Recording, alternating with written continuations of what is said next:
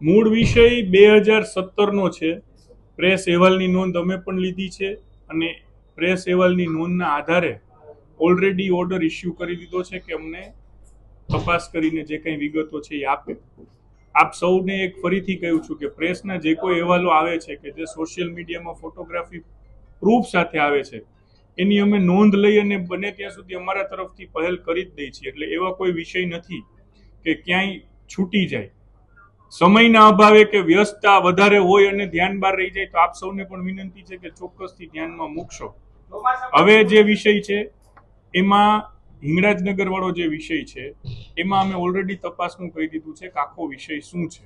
અને એકમાત્ર હિંગળાજનગર નહીં પરંતુ ખૂબ સઘન તપાસ થાય અને આજે જેમ પ્રેસ મીટ થઈ છે એમ નેક્સ્ટ વીકમાં અલગ વિષય ઉપર અલગ પ્રેસ મીટ ચોક્કસથી કરશું.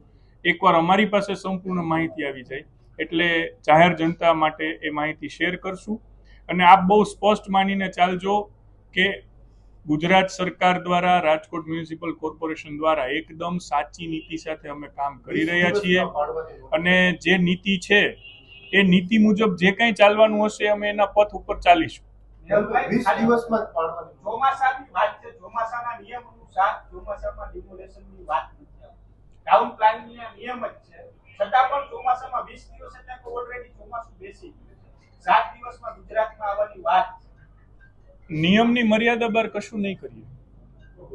એલભાઈ આપણે જર્જરિત ધ્યાન દોર્યું તો જોશું પણ જર્જરિત અને અત્યંત જોખમી આ બંનેમાં કાયદાકીય પરિભાષામાં અલગ અલગ છે.